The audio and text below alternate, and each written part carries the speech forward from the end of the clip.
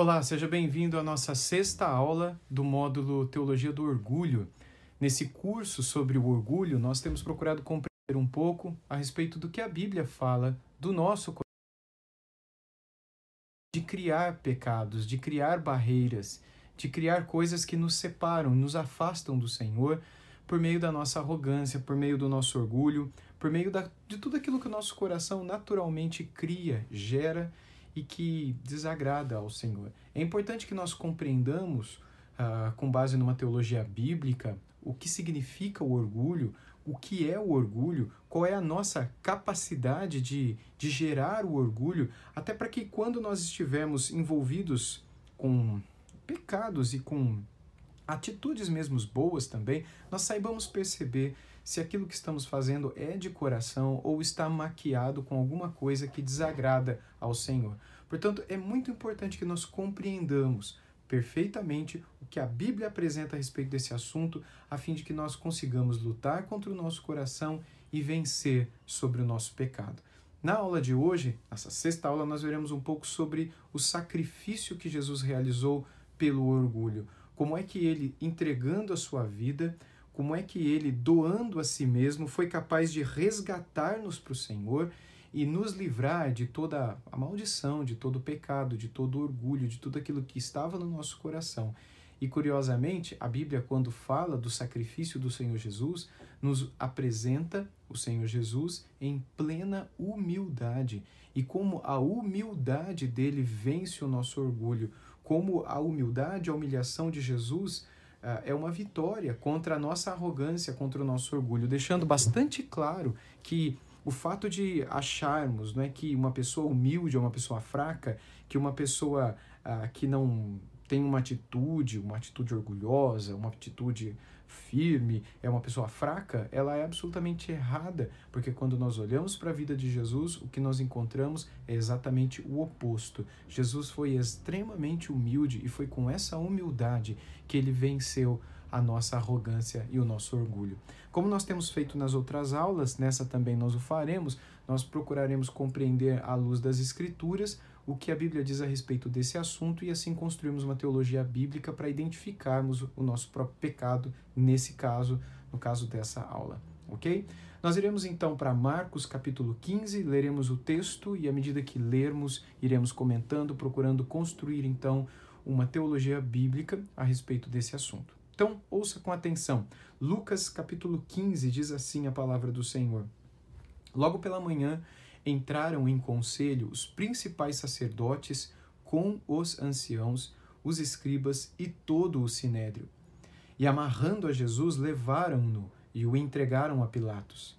E Pilatos o interrogou: és tu o rei dos judeus? A mesma pergunta que o sumo sacerdote já havia feito anteriormente. Essa era a grande questão e aparentemente a grande acusação.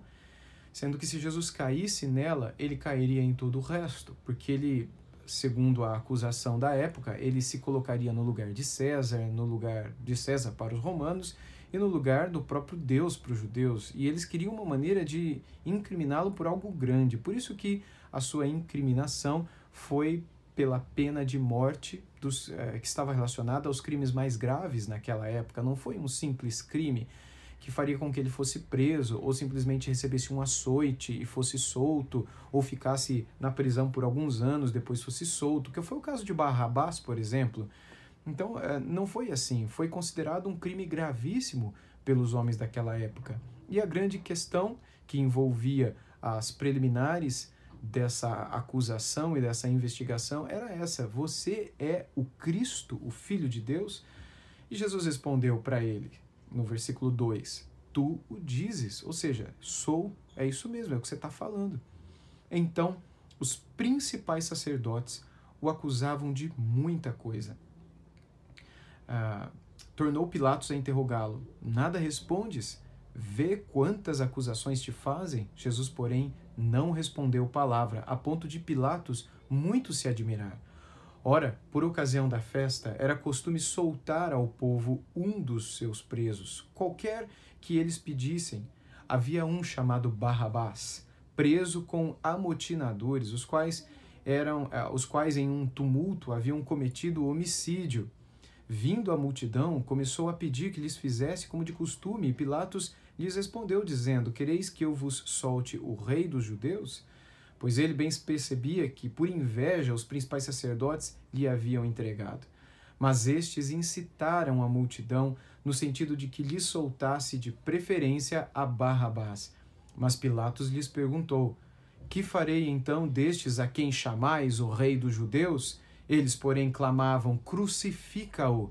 Mas Pilatos lhes disse: Que mal fez ele? Que mal fez ele? E eles gritavam cada vez mais: Crucifica-o, crucifica-o. Então Pilatos, querendo contentar a multidão, soltou-lhes Barrabás e, após mandar açoitar a Jesus, entregou-o para ser crucificado. Bem, nós conhecemos esse cenário, nós conhecemos essa história, mas o que chama a nossa atenção é que havia no coração dessas pessoas um orgulho muito grande que os levou à mentira. E, por outro lado, o absoluto contraste é como se as trevas e a luz estivessem diante de si aqui. Jesus, numa atitude de extrema humildade, extrema mansidão, extrema humilhação, ele se entrega, dizendo simplesmente: é isso, sim, eu sou. Você é o Cristo? Sim, eu sou. E as pessoas continuavam a acusá-lo, acusações falsas, algumas verdadeiras, algumas relacionadas a ensinos que ele lhes deu, coisas que ele praticou e que eram corretas, que eram certas, que fez com que Pilatos considerasse Jesus um homem justo. Ele mesmo disse certa vez: eu não vejo nele crime algum, mal algum, pecado algum pelo qual condená-lo. Mas as pessoas incitadas pelo grande sinédrio, pelos escribas, pelos fariseus e pelos principais sacerdotes e pelo conselho, de uma maneira geral, gritavam cada vez mais: crucifica-o, crucifica-o. Era isso que eles queriam com todo o seu coração. Então, o versículo 16 continua: os soldados o levaram para dentro do palácio, que é o pretório, e reuniram todo o destacamento, vestiram-no de púrpura e, tecendo uma coroa de espinhos, lhe puseram na cabeça e o saudavam, dizendo: Salve, rei dos judeus! E davam-lhe na cabeça com um caniço, cuspiam nele e, pondo-se de joelhos, o adoravam. Depois de o terem escarnecido, despiram-lhe a púrpura e vestiram com suas próprias vestes. Então conduziram Jesus para fora com o fim de o crucificarem. E obrigaram Simão Cirineu, que passava, vindo do campo, pai de Alexandre de Rufo, a carregar-lhe a cruz. E levaram Jesus para o Gólgota, que quer dizer lugar da caveira, e deram-lhe a beber vinho com mirra. Ele, porém, não tomou.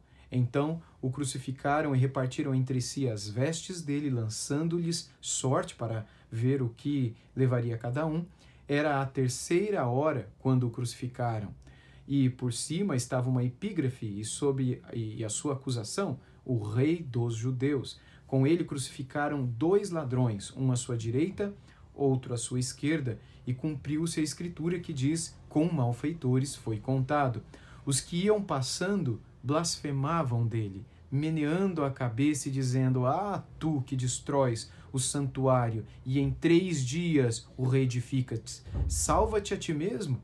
Salva-te a ti mesmo descendo da cruz. De igual modo, os principais sacerdotes com os escribas, escarnecendo, diziam entre si: salvou os outros, a si mesmo não pode salvar-se. Desça da cruz agora o Cristo, o Rei de Israel, para que vejamos e creiamos. E também os que com ele foram crucificados o insultavam. Veja você que há aqui um verdadeiro espetáculo da arrogância. Há aqui um coral do orgulho, um coral da arrogância, um coral da autoexaltação. Pessoas que juntas reconhecem que são poderosas, que juntas reconhecem que são certas, são verdadeiras, têm a palavra correta e têm controle de toda aquela situação. Razão pela qual julgam a Cristo, concedendo a ele o mérito da prova, não é? Ele é quem deveria provar que é filho de Deus. E se ele provasse por meio de um milagre ali naquela hora, se ele provasse descendo na cruz e fazendo algum espetáculo ali naquele momento, com certeza eles creriam em Jesus e eles o saudariam como rei dos judeus. Mas não foi para isso que Jesus veio. Jesus não veio para espetáculos, Jesus não veio para shows, Jesus não veio para se mostrar às pessoas de uma maneira espetacular, para que essas pessoas pudessem então crer nele por meio desses milagres e tudo mais. Jesus veio para que as pessoas pudessem reconhecer, por meio do seu evangelho, os seus próprios pecados e, arrependidos, crerem que o sacrifício que o Cordeiro de Deus realizaria em prol daqueles pecadores seria suficiente para levá-los todos para o céu. E todos aqueles que crescem em Cristo com todo o seu coração seriam salvos eternamente. Foi para isso que Jesus veio. Foi por isso que ele se deu. Foi por isso que ele se ofereceu e foi sacrificado em lugar daquelas pessoas, inclusive aqueles que o crucificavam. Mas eles não entendiam isso. E como eles respondem a isso? Eles respondem com orgulho. Veja se isso é diferente de como hoje as pessoas fazem, de como hoje nós somos tentados a fazer. Como é que muitas vezes respondemos ao Evangelho de nosso Senhor Jesus? Como é que muitas vezes respondemos a várias coisas que se levantam e são trazidas para nós e que estão relacionadas à vida do nosso Senhor Jesus, ao que Ele morreu por nós. Muitas vezes a gente lê textos como esse de uma maneira totalmente inerte, de uma maneira totalmente insensível. A gente se lembra do Evangelho, a gente se lembra do que o Senhor Jesus fez por nós, a gente se lembra da mensagem da cruz de uma maneira totalmente inerte, de uma maneira totalmente insensível. E nós somos capazes de ler como lemos qualquer história, como lemos qualquer romance, como lemos a história de um mártir. Nós sentimos porque nós achamos que ele sofreu, mas aquilo não toca no nosso coração como sendo um sinal do amor de Deus por nós. Sendo que Deus prova o seu amor para conosco pelo fato dele ter dado o seu Filho, que morreu por nós quando nós ainda éramos pecadores. Deus prova o seu amor por nós na cruz do Calvário. Quando nós entendemos o que Jesus fez por nós na cruz do Calvário, isso prova o amor de Deus por nós. Isso toca no nosso coração, mas nós precisamos entender claramente o que ele está fazendo aqui. O que significa esse sacrifício, por que ele está se sacrificando, por quem ele está se sacrificando. E como tudo isso tem a ver com você e comigo hoje. A compreensão de todas essas coisas traz um senso de quebrantamento para o nosso coração e de exclusão de toda arrogância, de todo orgulho. Tratar um texto desse, tratar o Evangelho com orgulho, não nos permite sentir, perceber, desfrutar do que Deus quis realizar por nós, em nosso lugar, numa ocasião como essa. Bem, mas o texto continua dizendo que, chegada a hora sexta, agora já perto do meio-dia, ele foi crucificado cerca de 9 horas da manhã, houve trevas sobre toda a terra até a hora 9, 3 da tarde. A hora 9, ele clamou em alta voz, Eloi, Eloi, lama sabachthani, que quer dizer, Deus meu, por que me desamparaste? E alguns dos que ali estavam, ouvindo isso, diziam, vede, ele chama por Elias. E um deles correu a embeber uma esponja em vinagre e, pondo-a na ponta de um caniço, ofereceu a ele. E levantou a ele. E deu-lhe de beber, dizendo, deixai, vejamos se Elias vem tirá-lo. Mas Jesus, dando um grande brado, expirou. E o véu do santuário se rasgou em 2 partes, de alto a baixo. O centurião, que estava em frente dele, vendo que assim expirara, disse, verdadeiramente, este homem era o Filho de Deus. E assim também ali algumas mulheres, observando de longe, entre elas Maria Madalena, Maria, mãe do Tiago, o menor, e de José, e Salomé, as que, quando Jesus estava na Galileia, o acompanhavam e serviam, e além destas, muitas outras que haviam subido com ele para Jerusalém.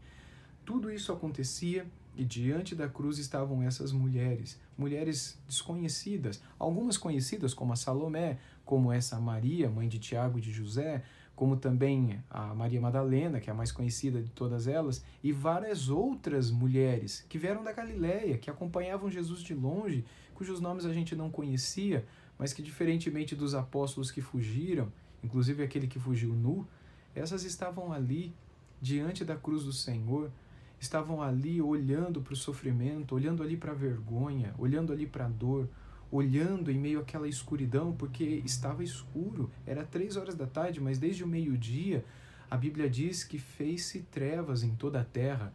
É como se Deus apagasse toda a luz possível para demonstrar claramente o quanto o pecado estava sendo ali condenado, julgado. Era como se, ao olharmos para o universo, era como se entendêssemos que todo o universo e a escuridão e essa massa escura que existe fora daqui do planeta fossem os nossos pecados acumulados em todo o universo. E era como se todo o pecado escuro do universo estivesse descendo sobre esse planeta, impedindo que qualquer luz, que qualquer brilho, que qualquer estrela, por mais próxima que estivesse, fosse capaz de iluminar aquele meio-dia e aquela sexta-feira à tarde, quando Jesus estava sendo sacrificado em nosso lugar.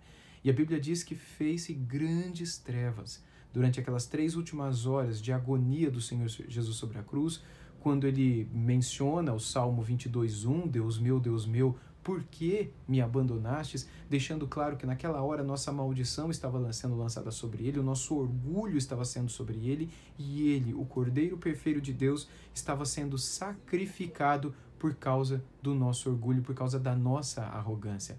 Aquela era a hora perfeita da troca, aquela era a hora perfeita em que ele tomou o nosso lugar, para que nós pudéssemos tomar o lugar dele. E é isso que a gente encontra nessa porção de um modo específico, como o Senhor Jesus, ao tomar o nosso lugar, nos ofereceu a possibilidade de sermos humildes, a possibilidade de sermos pessoas que, uma vez humilhados e confrontados com a verdade apresentada no Evangelho, nos arrependêssemos de tudo aquilo que havíamos cometido até então e pudéssemos, nascidos de novo, oferecer ao Senhor uma vida que o agradasse, uma vida que o glorificasse, uma vida que o satisfizesse. Sem o arrependimento de nossos pecados, seria impossível que isso viesse a acontecer, mas com o arrependimento e a nova história que ele nos dá, tudo isso é possível. Na continuação do texto e final do capítulo 15, nós lemos que ao cair da tarde, por ser o primeiro dia, o dia da preparação, isto é, a véspera do sábado, vindo José de Arimateia, ilustre membro do Sinédrio, que também esperava o reino de Deus, dirigiu-se resolutamente a Pilatos e pediu o corpo de Jesus. Mas Pilatos admirou-se de que ele já tivesse morrido, e tendo chamado o centurião, perguntou-lhe se havia muito que morrera. Após certificar-se pela informação do comandante, cedeu o corpo a José, e este, baixando o corpo da cruz, envolveu-o em um lençol que comprara e o depositou em um túmulo que tinha sido aberto numa rocha, e rolou uma pedra para a entrada do túmulo. Ora, Maria Madalena e Maria, mãe de José, observaram onde ele foi posto. E assim termina o capítulo 15 do Evangelho de Marcos, nos apresentando como, de uma maneira simples, singela, o Senhor Jesus acaba sendo sepultado, acaba sendo enterrado, por permissão de Pôncio Pilatos, após a solicitação feita pelo José de Arimateia, e na expectativa que todas aquelas mulheres estavam para poder preparar o corpo e embalsamá-lo.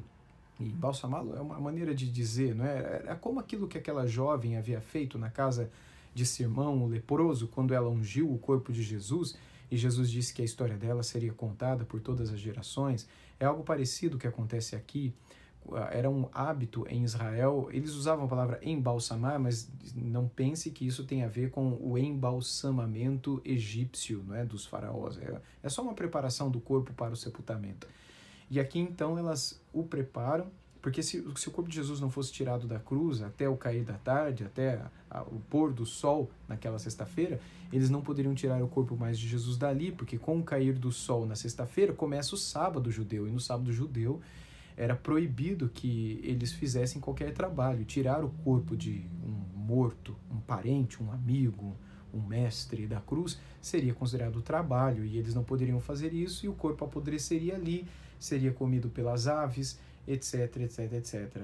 Como um sinal também do poder e da graça de Deus, houve a permissão para que o corpo fosse retirado da cruz, e uma vez então sepultado devidamente ali no túmulo de José de Arimateia, ele ali permaneceria até a hora da ressurreição, que é o que nós veremos na nossa próxima aula, quando então ele, vencendo a morte, concede a nós também a esperança da vitória e a certeza de que um dia tudo isso que tem nos destruído, nos afastado de Deus, será finalmente destruído, terá o seu fim.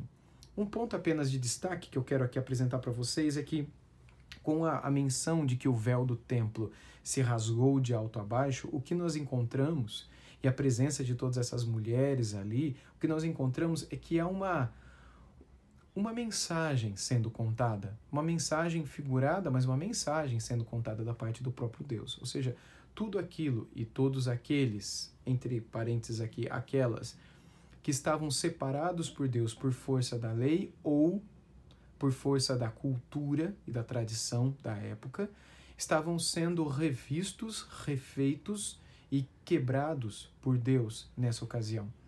Isso fica muito claro quando nós encontramos que aquele véu, aquela cortina grossa e grandiosa que separava o lugar santo dos santos dentro do templo, dentro de Jerusalém, não é? Aquele lugar santíssimo onde só o sumo sacerdote tinha acesso em raríssimas ocasiões e ainda entrava com uma corda amarrada no tornozelo, porque era um lugar santíssimo e cria-se que se ele morresse ali fulminado pela ira de Deus devido aos seus pecados, eles puxariam ele pelo pé, porque ninguém deles imaginava entrar naquele lugar, era proibido entrar naquele lugar, era um lugar santo da presença de Deus e era um lugar sagrado. E era o lugar onde Deus, a presença de Deus estava ali, não é? Era onde Deus recebia o sacrifício, onde Deus declarava o perdão, a propiciação, o propiciatório estava ali, onde a glória de Deus aparecia, foi ali que ela apareceu para Moisés, para tantos outros no passado. Portanto, quando o véu que separa esse lugar do resto do universo se rasgou, que mensagem Deus conta? Deus está ali contando que agora aquilo que o separava não separa mais. Lembra aquele cântico? O véu que separava já não separa mais. O véu que nos afastava do Senhor e que fazia com que nós fôssemos recebidos por Deus somente quando o sangue puro de certos sacrifícios atravessava esse véu para ser aspergido sobre o altar, a Arca da Aliança e o propiciatório, agora nada disso mais tem o seu lugar, porque o sangue do Cordeiro puro de Deus foi derramado sobre a terra e agora é poderoso para apagar o pecado de todo aquele que nele crer, de todo aquele que arrependido de seu pecado, crendo no Cordeiro de Deus, será perdoado, limpo, purificado em seus olhos, em sua mente, em seu coração. Essa é a história que o Senhor nos conta por meio do véu que se rasga de alto a baixo, por meio dessa mensagem de que agora aquilo que era separação já não existe mais. Deus criou um novo, como o autor de Hebreus escreveu, e vivo caminho para que todos os orgulhosos e arrogantes que antes viviam separados e distantes possam ter acesso ao trono santo de Deus. E mais, com a presença das mulheres o tempo todo sendo mencionadas aqui, eu creio que nisso Deus também conta uma mensagem. Porque até então, as mulheres eram consideradas não mais do que jumento ou não mais do que criança, eram consideradas uma coisa e não um ser humano igual aos homens.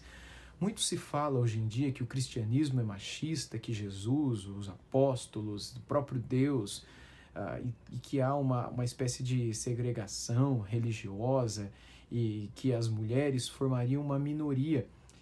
Sim, existem machistas, existem segregadores em toda a história cristã, em toda a história do cristianismo, como também na história do Islã, como na história do budismo, como na história do ateísmo, como na história do mundo.